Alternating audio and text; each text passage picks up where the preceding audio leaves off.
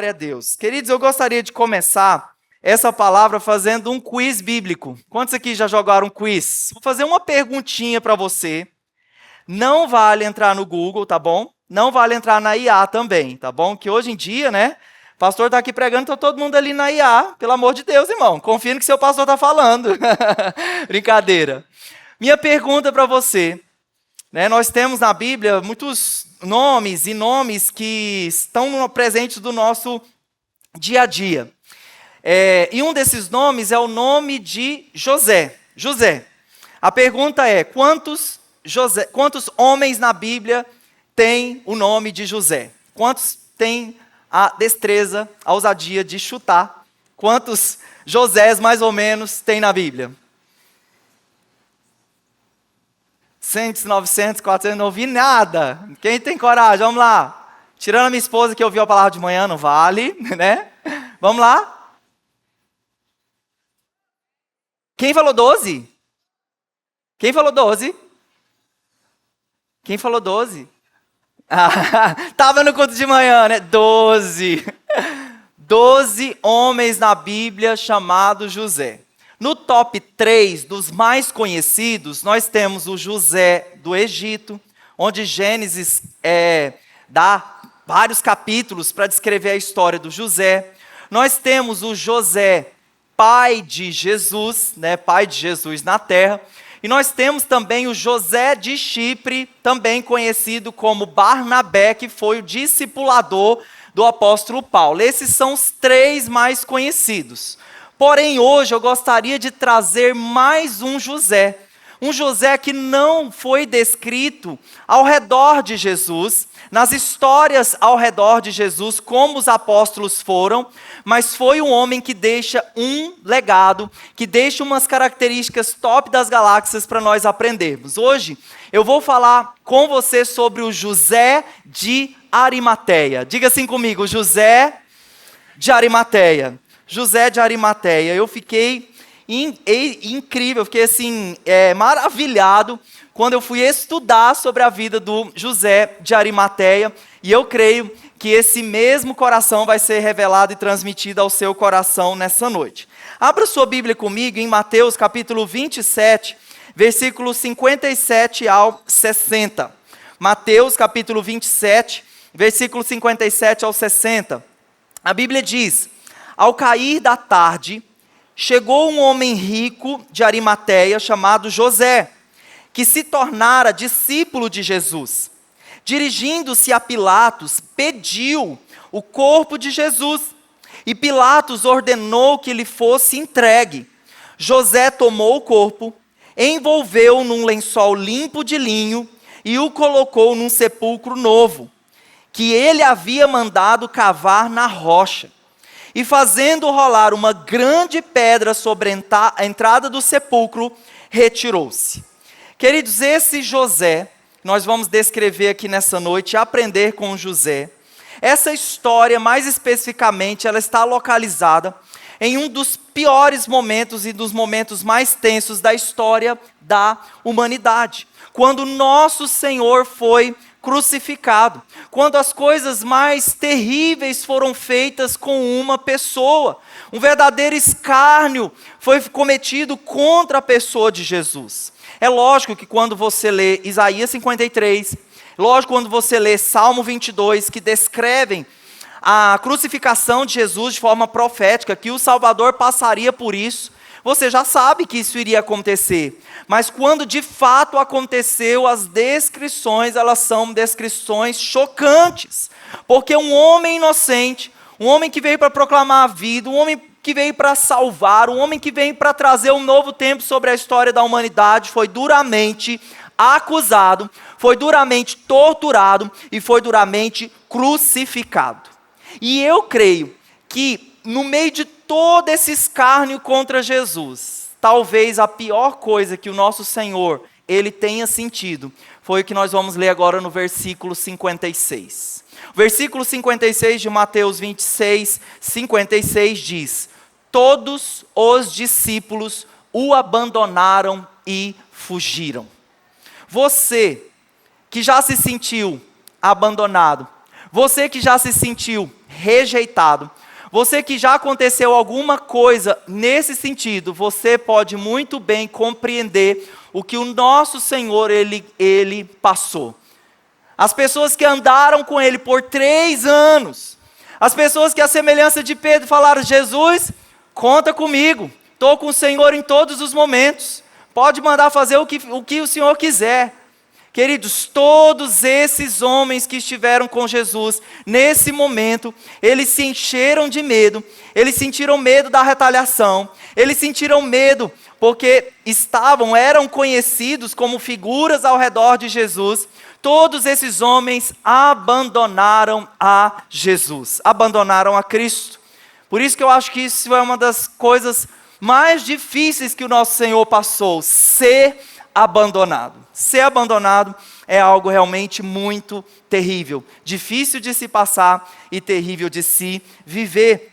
Então, a própria atitude de Pedro, como eu disse, os discípulos estavam ao torno de Jesus quando aquela pessoa reconheceu Pedro e diz: você é discípulo de Jesus. E Pedro, na cara da pessoa, negando a Jesus por 3 vezes. Inclusive, num dos evangelhos, a Bíblia diz que Jesus, olhando fixamente para Pedro. Queridos, eu queria que você sentisse ao pouco o que é ser abandonado. Os discípulos, naquele momento, onde Jesus mais precisava deles, os discípulos fugiram. Os discípulos o abandonaram, porque eles não queriam ser associados com uma figura que estava sendo jurada de morte. É lógico que você, conhecendo a Bíblia, conhecendo a palavra, todos esses discípulos, com exceção de Judas, eles se arrependeram. Glória a Deus por isso, glória a Deus pelo perdão do Senhor. Foram grandes homens de Deus, foram grandes mulheres de Deus, reproduziram o chamado e o ministério de Jesus. Mas eu gostaria de nós aprendemos hoje sobre a vida de José de Arimateia, que, como eu disse, não está descrita ao redor de quando Jesus estava vivo, fazendo milagres, multiplicando pães, curando, ressuscitando, mas alguém que no momento onde o corpo de Jesus, diga assim comigo, o corpo de Jesus, onde o corpo de Jesus mais necessitou de ser ajudado, de ser socorrido, de alguém fazer algo, se levanta José de Arimateia, um discípulo da hora final. José de Arimateia, um discípulo da hora final. Eu queria que nós alistássemos aqui, porque a Bíblia é muito específica nas características de José de Arimateia. E é tão incrível que algumas parábolas de Jesus, algumas histórias, descrições, elas não aparecem em todos os 4 livros, Mateus, Marcos, Lucas e João. Mas as descrições sobre o que José de Arimateia fez aparecem nos 4 evangelhos. E nesses 4 evangelhos há visões diferentes, há características diferentes acerca do José. Por exemplo, no livro de Mateus nós temos 3 informações sobre José. A Bíblia diz que ele era José de Arimateia, que era uma cidade dos judeus. Se vocês quiserem colocar aí as características, acho que tem, né? Muito bem, ótimo, maravilhoso. Então, ele era da cidade de Arimateia, que era uma cidade dos judeus. Ele era rico, um homem de posses, e ele foi um discípulo de Jesus. No livro de Marcos, nós temos 2 características. Ele era um ilustre, a Bíblia faz questão de dizer, ele era um ilustre membro do Sinédrio, que era a igreja naquela época. Então ele era um ilustre membro do Sinédrio, e ele também esperava o reino de Deus. Havia uma esperança no seu coração acerca do reino vindouro do nosso Senhor. No livro de Lucas nós temos 2 informações novas. Uma sobre o caráter dele, que em conjunto de 2 coisas, a Bíblia diz que ele era um homem bom, e ele era um homem justo. E a segunda coisa, que quando os outros membros do Sinédrio concordaram com o processo de acusação contra Jesus, ele se posicionou em favor da verdade. Ele, dentro do seu coração, ele disse não, ele rejeitou aquela situação. E no livro de João nós temos uma informação a respeito do José de Arimateia, que eu acredito mais no começo da sua vida com Jesus, que ele não teve coragem de se assumir, de assumir a sua fé pública, com medo de retaliações de futuras retaliações, principalmente dos membros ali dos religiosos do Sinédrio. Fato é, queridos, que quando os discípulos, os amigos de Jesus, abandonaram a Jesus, esse homem se levanta para honrar o corpo de Cristo. Foi ele que foi atrás das autoridades para pedir o corpo de Jesus para sepultá-lo. Então, nessa noite, José de Arimateia, um discípulo da hora final, talvez ele não esteve tão próximo dos discípulos, como tocando, como vendo, conversando, mas ele teve a oportunidade de tocar no corpo de Jesus. Por isso o meu tema com você, nós vamos aprender com as características de José de Arimateia, características daqueles que permanecem com Jesus até o final. Por isso o meu tema com você, discípulos da hora final. Discípulos da hora final. A primeira característica daquele homem e mulher de Deus que permanece até o fim, a semelhança de José de Arimateia, meu primeiro ponto com você, são homens e mulheres que rompem com o medo. Que rompem com o medo. Querido, João capítulo 19, versículo 38, a Bíblia diz: José era um discípulo de Jesus, mas o era secretamente. Diga assim comigo, secretamente. Mais uma vez, secretamente. Ele o era secretamente, porque ele tinha medo dos judeus. Ele era secretamente porque, qual que era a causa? Ele tinha medo dos judeus. E duas coisas nós podemos falar aqui, vendo todas essas características de José. Nós tivemos dois medos, nós podemos ver aqui dois medos que o José de Arimateia teve que romper. E quando nós falamos de medo, quais são as características do medo, querido? O medo é o oposto da fé. O medo é o oposto da fé. O medo não combina com a fé. Esses medos que nós carregamos, como nós falamos semana passada, não é medo de bicho, não é medo de cobra, de lagarto, não. São ansiedades, preocupações, situações que nós carregamos e ficam nos controlando muitas vezes. Esses medos, queridos, em Deus eles precisam ser rompidos. O medo, querido, é falta de confiança. Quando não confiamos em Deus, esses medos vêm ocupar muitas vezes os tronos da nossa vida. Querido, José, ele teve que romper com dois medos. Ele rompeu com o medo da posição e ele rompeu com o medo da opinião. Diga assim comigo, posição e opinião. Em primeiro lugar, o medo da posição.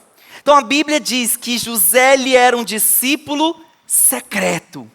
Marcos diz, apesar de, em primeiro momento, por isso que eu acredito que foi nos primeiros passos dele, em primeiro momento ele foi um discípulo secreto, mas quando a Bíblia fala que ele esperava o reino de Deus, o que isso significa? Que quando ele encontrou Jesus, quando ele encontrou a presença de Deus preencheu o seu coração.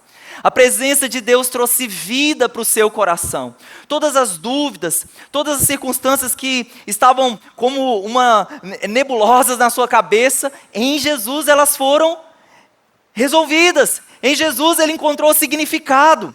Mas queridos, o José de Arimateia, a partir desse momento ele começa a conviver com um conflito interior.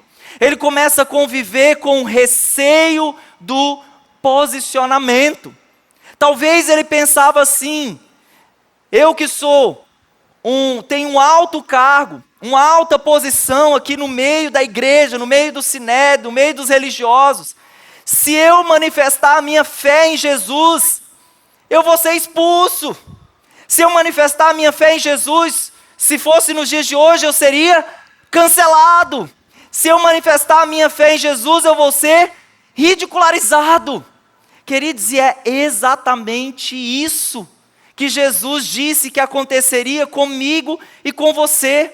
A Bíblia diz que nós somos considerados como uma ovelha muda para um matadouro.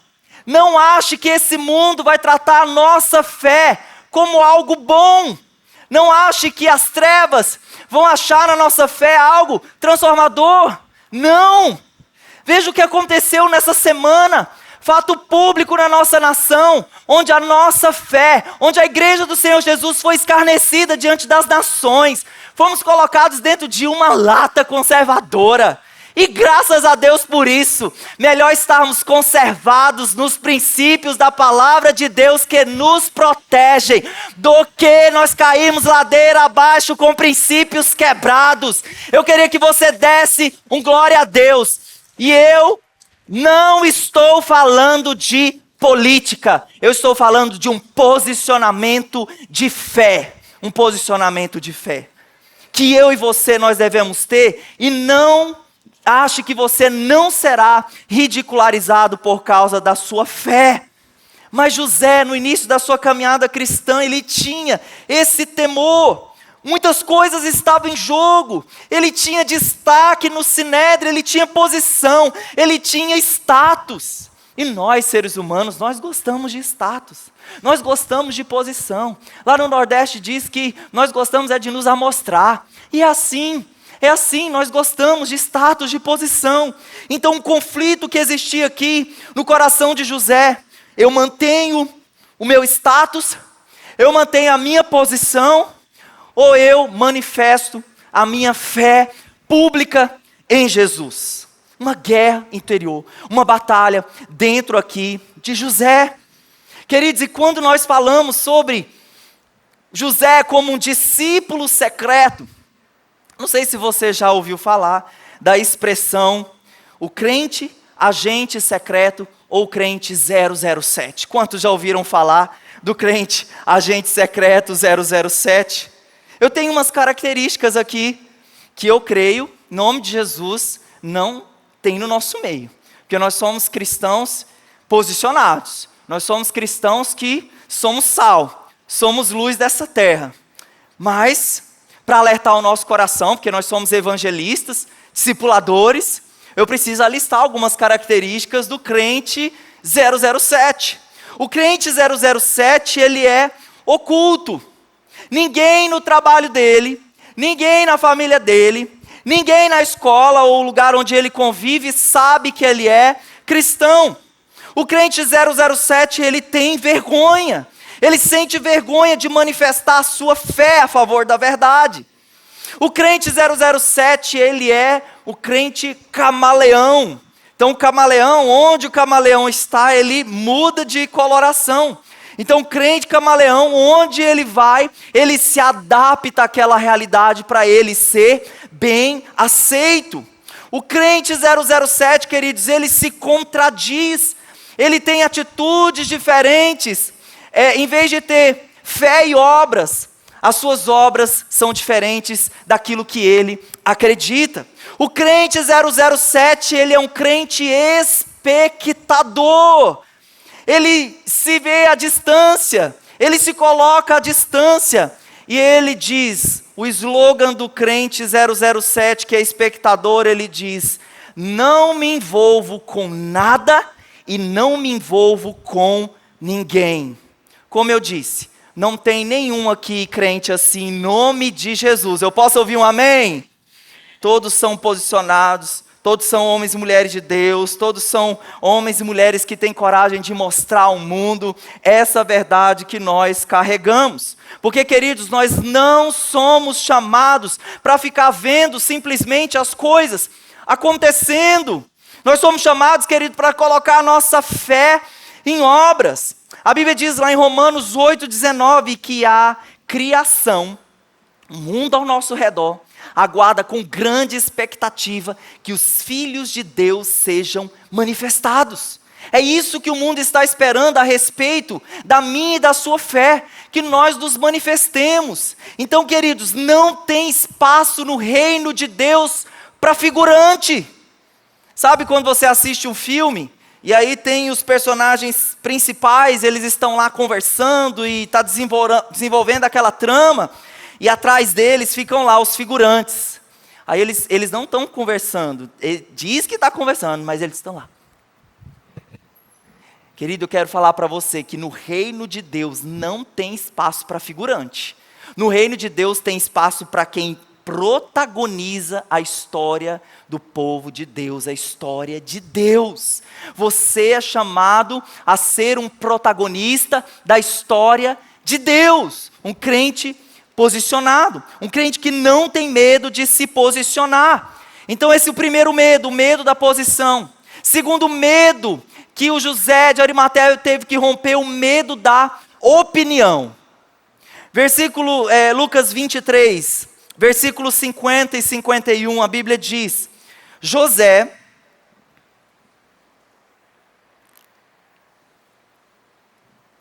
membro do conselho, homem bom e justo, que não tinha consentido na decisão e no procedimento dos outros. Agora eu já vejo, a Bíblia fala que a nossa fé é como um dia que está clareando. É processual. O sol não vem rápido para o meio-dia. Ele é processual. A minha e a sua fé é processual. E a fé de José de Arimateia também ele foi crescendo no processo. À medida que as acusações, à medida que Jesus foi manifestando o reino do seu Pai, nós temos aqui agora um José que se posiciona, que tem coragem de declarar a sua opinião. Então, querido, quando ele começou a ouvir as ameaças e os planos contra Jesus, ele não quis compactuar, ele não quis participar daquelas tramas, porque a Bíblia diz que ele não consentiu. Isso porque, queridos, a Bíblia diz a respeito do caráter desse homem.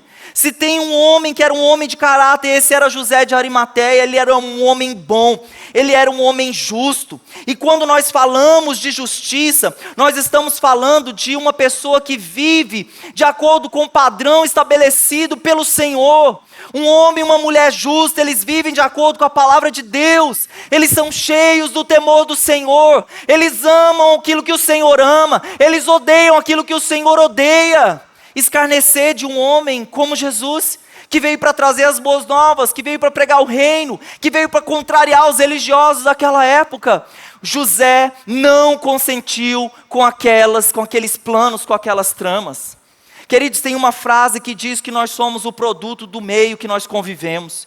E eu quero dizer para você que José não foi um produto do meio que ele conviveu. Nós sim, em Deus, podemos fazer diferença. Nós sim, em Deus, não seremos, como no português dizemos aí, uma Maria vai com as outras.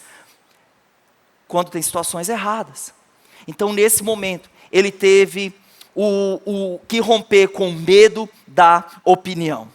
Queridos, e diante aqui de tanta maldade contra Deus, ele não consente, ele não concorda com aquilo. Enquanto os discípulos haviam abandonado Jesus, esse homem tem coragem de romper com o medo, esse homem tem coragem agora de fazer algo por Jesus. Ele decidiu fazer algo. E a pergunta que eu tenho para você nessa noite, o que é, de acordo com isso que nós estamos falando, às vezes de medos que nos controlam? Às vezes eu tenho medo de fazer alguma coisa pelo reino de Deus, eu tenho medo de cuidar de uma pessoa, eu tenho medo de falar de Jesus. Quantos aqui não tiveram medo de falar de Jesus na rua? Levanta a mão. Levanta a mão quem nunca teve medo. Quem nunca teve medo? Todo mundo vai levantar a mão, né? Eu já tive. Eu não sei se você é diferente de mim, eu sou igual a você. Eu já tive muito medo de falar de Jesus, de pregar, de bater na porta de alguém. Olha que eu sou da época que a gente ia fazer evangelismo de porta em porta, na casa das pessoas, tinha que romper uns medos dentro da gente. Queridos, nós somos chamados a romper com esses medos. Quais são os medos que você precisa romper? O que é que você precisa perder para assumir quem você é em Cristo Jesus? Porque às vezes a gente está se segurando nesses medos, às vezes a gente está se segurando em status, às vezes a gente está se segurando em posições. Mas nós precisamos, queridos, entender que nós precisamos perder algumas coisas para ganhar a Cristo, para ter a Cristo em primeiro lugar na nossa vida. E para ter a Cristo, José, ele teve que romper com o medo da opinião e com o medo da sua posição. E essa é a primeira coisa que nós aprendemos com o José de Arimateia. E para nós sermos discípulos da hora final, é isso que nós vamos precisar romper. Romper com o medo. Em segundo lugar, que nós aprendemos, discípulos da hora final são discípulos corajosos. Vira para a pessoa que está do seu lado agora com fé e diga para ela: irmão, você, em Cristo Jesus, é corajoso.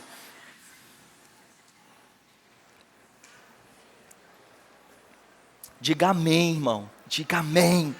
Eu recebo. Esse é meu caráter em Cristo Jesus. Essa é minha promessa em Cristo Jesus. Marcos 15, 43. Mais uma característica de José. José de Arimateia, membro de destaque do Sinédrio, que também esperava o reino de Deus, dirigiu-se corajosamente, diga assim comigo, corajosamente. Dirigiu-se corajosamente a Pilatos e pediu o corpo de Jesus. Então, quando ele rompe com medo, quando ele abre um espaço, arrancando o medo do seu coração, o que é que vem para assumir o lugar? Vem para assumir a coragem. A coragem vem para assumir essa área do José de Arimateia. Eu não sei se você sabe, mas de acordo com a lei romana, toda pessoa que foi acusada, toda pessoa que passou pelo processo criminal que Jesus passou, então eles condenaram Jesus como realmente um perverso. Colocaram ladrões ao redor de Jesus. Eles condenaram realmente Jesus como a pior pessoa da humanidade. Queridos, de acordo com a lei romana, essas pessoas condenadas à semelhança de Jesus, elas perdiam direitos. Você sabe, né, que quando você morre, você tem alguns direitos. Na nossa lei é assim também. Esses condenados e que morreram acusados dessa forma, no caso como Jesus, ele perdia o direito de propriedade. E ele perdia até mesmo o direito de ser enterrado. Então, o que iria acontecer com Jesus? Jesus ficaria naquela cruz até apodrecer. Para que as pessoas vissem aquele ato, né, e temessem, né, tivessem medo da lei. Mas, queridos, nesse momento, onde Jesus perde os seus direitos, até mesmo morto, se levanta esse homem, se levanta José de Arimateia, agora tendo coragem, tendo uma virtude de coragem. Ele deu um passo, um crescimento na fé. Agora ele tem coragem de manifestar a sua fé. Queridos, enquanto nenhum parente de Jesus, nenhum discípulo de Jesus apareceu para reivindicar o corpo de Jesus com medo daquelas situações que estavam acontecendo. Queridos, o José de Arimateia, ele tem coragem para pedir o corpo de Jesus, para cuidar, para dar um sepultamento digno de um rei. Então, queridos, em vez de se acovardar, em vez de fugir como fizeram todos os outros apóstolos, o José de Arimateia viu aquele momento de crise, viu aquele momento difícil, viu aquele momento de tribulação como uma oportunidade para servir o corpo de Cristo. Ele viu aquela crise como uma oportunidade. E nesse momento, e eu creio que o reino de Deus, ele precisa de pessoas à semelhança de José de Arimateia. Porque como ele era um membro de destaque do Sinédrio, diferente dos discípulos, que não, de repente, poderiam entrar no palácio de Pilatos, na casa de Pilatos, no local de governo, para fazer a solicitação que de forma tão corajosa o José teve. Queridos, por quê? E eu creio, queridos, a minha voz, a voz do pastor, a voz do líder, ela às vezes não vai chegar nos locais onde a sua voz pode chegar. Por isso que Jesus vai usar a sua influência. Por isso que é preciso você se manifestar. Porque onde eu não posso ir, a palavra de Deus vai, através de você, tocar vidas no seu local de trabalho. Com a sua influência, você é um ministro de mercado. Pastor, eu sou empresário, eu não vejo como servir. Há oportunidades para você servir o reino como empresário. Eu sou um enfermeiro. Meu irmão, pensa nos evangelistas poderosos, são os enfermeiros, porque onde eles veem alguém enfermo, doente, eles podem ali orar. Meu Deus, tem oportunidade de orar pelas pessoas serem curadas, dar uma palavra. Queridos, a sua influência Jesus vai usar, porque Jesus, nesse caso, usou aqui a influência de José de Arimateia, e ele não se... Olha, você viu que a lei dizia, o corpo não poderia ser enterrado, mas esse homem não se intimidou, e ele vai até Pilatos para pedir o corpo de Jesus. Ele teve coragem mais uma vez para se posicionar. Queridos, enquanto os discípulos que tinham honrado, que tinham confessado Jesus em vida, eles viram os milagres, eles estiveram com Jesus, eles fugiram, eles abandonaram Jesus. Mas agora esse homem que não andou tão perto de Jesus como os discípulos, esse homem que está vendo o corpo ensanguentado, ele que está vendo o corpo morto de Jesus, ele que está vendo o corpo silenciado de Jesus, esse homem tem coragem para se levantar para honrar o corpo de Cristo. José nos ensina sobre essa virtude chamada coragem. Coragem. O reino de Deus precisa de homens e de mulheres corajosos. O C.S. Lewis, ele descrevendo a coragem, ele certa vez disse: coragem é a virtude que testa todas as outras virtudes no ponto de pressão. Por isso que crises são oportunidades de nós manifestarmos e de servirmos Jesus, de sermos corajosos para servir o corpo de Cristo. Querido, o corajoso, ele tem um senso de urgência. José, ele viu naquela situação como uma situação urgente, fazer algo pelo corpo de Jesus, honrar o corpo de Jesus. E eu quero dizer para você, pastor, o que é o corpo? O que ele está querendo fazer com esse defunto? O que o Senhor quer nos ensinar com isso? Queridos, o que é o corpo de Jesus hoje? É a sua igreja. Somos nós, as oportunidades que o Senhor nos dá para servir o corpo de Cristo. Por isso eu pergunto para você, o que é que você está fazendo de significativo para servir o corpo de Cristo? Eu amo pessoas que se aproximam de mim para falar: pastor, tem uma área da igreja que está precisando de ser corrigida. Então aquele irmão, ele só não vem com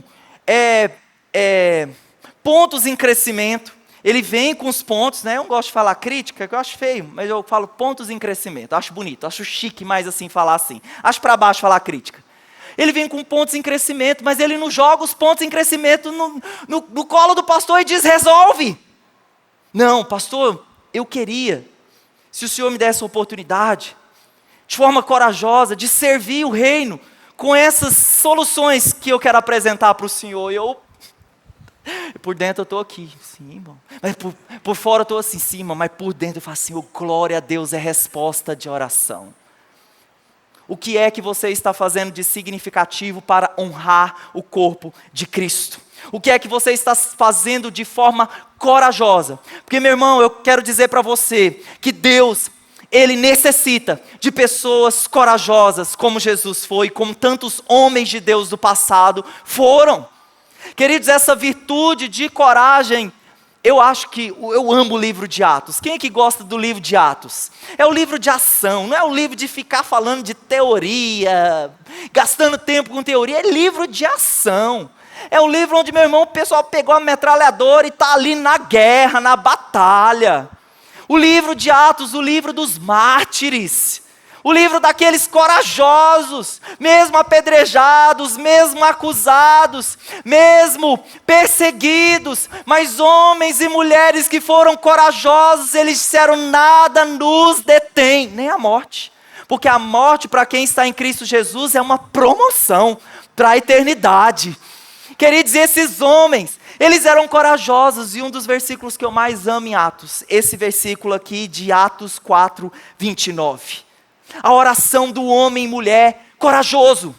A oração do homem e mulher que olha para o alvo, que olha para Cristo, que entende que não é ele mesmo que está fazendo algo, ele que está fazendo algo é o Senhor. Olha só como os apóstolos, os discípulos de Jesus oravam, eles oravam: Senhor, Senhor, considera essas ameaças e capacita os teus servos para anunciar a tua palavra com coragem. A oração deles é: Senhor, nos dá intrepidez, nos dá ousadia. Senhor, nos dá costas largas, costas de jacaré, para nós suportarmos as pressões, as perseguições. Dá-nos coragem, Senhor Deus, para levar o teu reino onde quer que for. Mas, queridos, o que nós vemos nesses dias?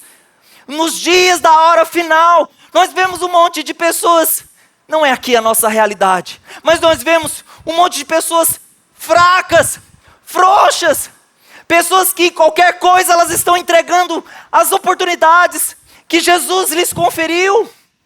Jesus chamou essas pessoas, elas ouviram a voz de Deus, mas às vezes elas ouvem o ressentimento, elas ouvem as acusações, as pedradas que nós recebemos. Porque se alguém quer servir o reino de Deus, pode preparar, meu irmão. Você vai receber muita pedrada, mas pedrada só recebe quem é frutífero. Já viu o pé de manga?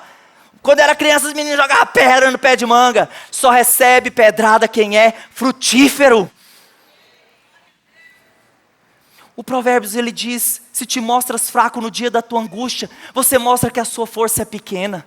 Mas no dia da angústia dos apóstolos, em Atos, o que eles demonstravam? Dá-nos força, dá-nos ousadia, nós vamos continuar pregando, nós vamos anunciar o evangelho, nós não vamos desistir. Tem um outro personagem da Bíblia, Davi, diante daquela guerra, diante daquela batalha, o gigante afrontando o povo de Deus, lançando ameaças contra o povo de Deus. Cadê vocês? Cadê os guerreiros de vocês? E a Bíblia diz que Davi, ao ouvir aquelas ameaças, Davi chega para Saul e diz: olha, Saul, eu sei que talvez eu não sou tão poderoso, tenho um atlético esportivo, tenho um atlético de força como os meus irmãos, mas eu quero dizer para você que eu sou um pastor de ovelhas, e como pastor de ovelhas eu já matei um urso, eu já matei um leão, e quem é esse gigante incircunciso para se levantar contra o nome do meu Deus? Irmãos, nós precisamos dessa coragem, dessa mesma força, dessa mesma ousadia para nós servirmos o corpo de Cristo na face da terra. Não tem espaço, perdão mais uma vez pela palavra, para crente frouxo. Vou desistir, vou recuar, não vou fazer. Irmãos, é necessário um posicionamento de coragem no reino de Deus. Eu posso ouvir um amém? Quero sorrir para você. Se é para Jesus, dá esse aplauso. Dá ele. Discípulos da hora final rompem com medo. E discípulos da hora final são corajosos até o fim. E a terceira e última característica de José de Arimateia. José de Arimateia honrou o corpo de Cristo. Homens e mulheres que permanecem até o final são homens e mulheres que honram, homens e mulheres de honra. Vamos ler aqui Marcos capítulo 15, versículo 43 ao 45. José de Arimateia dirigiu-se corajosamente a Pilatos e pediu o corpo de Jesus. Pilatos ficou surpreso ao ouvir que ele já tinha morrido. Chamando o centurião, perguntou-lhe se Jesus já tinha morrido.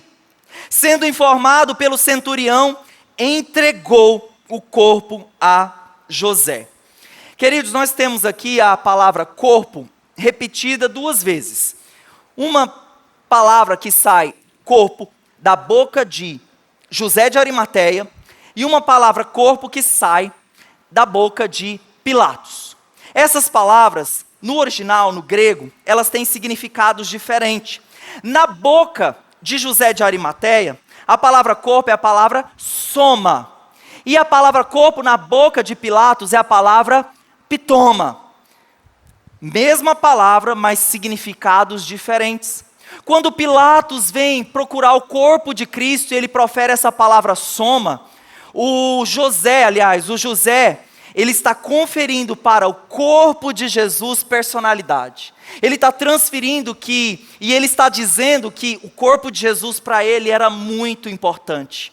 que o corpo de Jesus, ele estava transferindo amor e responsabilidade para com aquela situação.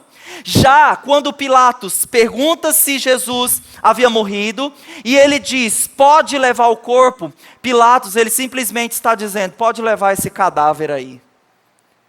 Queridos, existem dois posicionamentos, duas coisas com respeito ao corpo de Cristo. Ou nós honramos a Jesus como José, conferindo amor, conferindo paixão por Ele, o que eu posso fazer, ou nós temos a mesma resposta de Pilatos. Deixa as coisas acontecerem.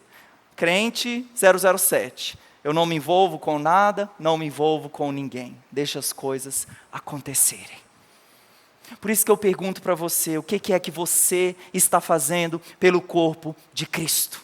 Porque na hora mais necessária, na hora que Jesus mais precisou, onde os seus discípulos o abandonaram, José de Arimateia, esse discípulo da hora final, ele aparece para honrar o corpo de Cristo, de forma prática. Como é que ele expressou honra? Vamos ler aqui, Mateus 27, versículos 59 e 60.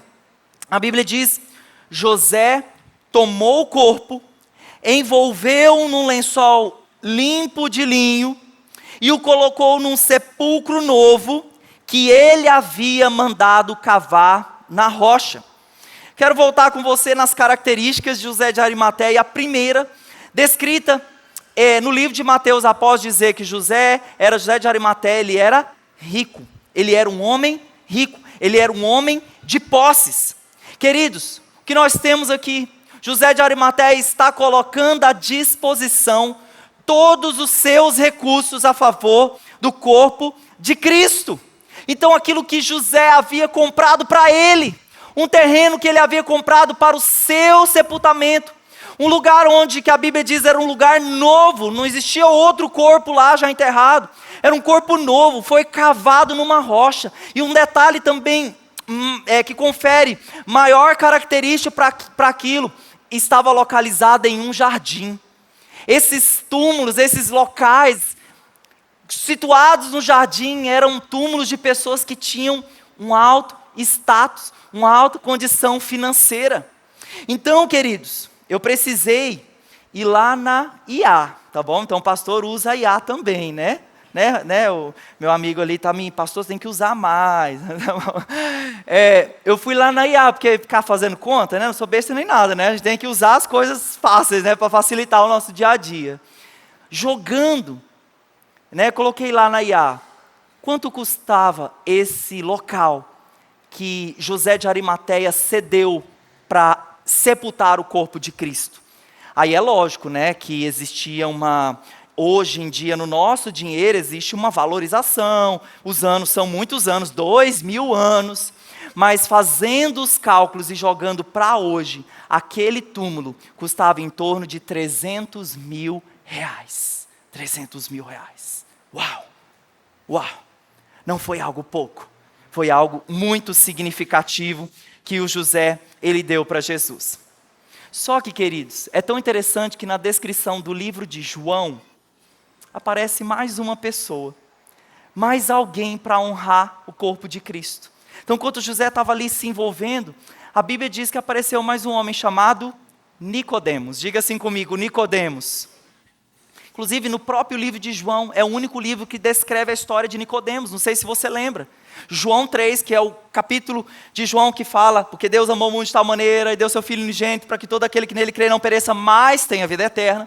Nesse mesmo capítulo, onde Jesus está evangelizando a Nicodemos, onde Nicodemos fala, para nascer de novo é preciso entrar no ventre da minha mãe. Jesus, não é assim.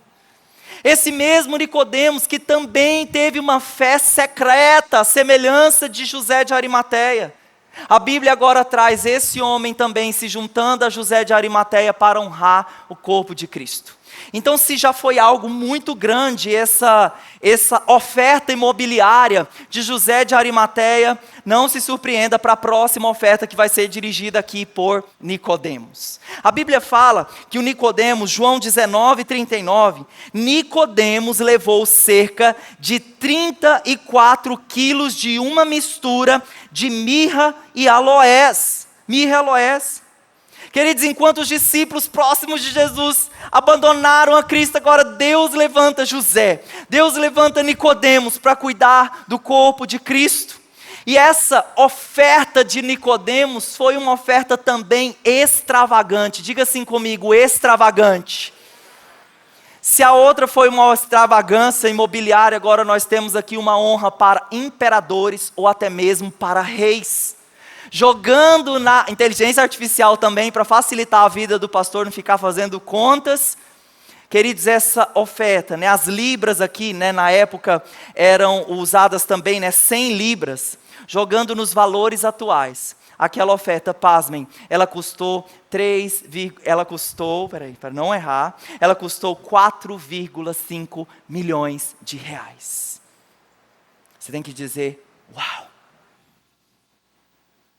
O que essas ofertas falam? Falam muito menos da questão de valores. Elas falam sobre honra.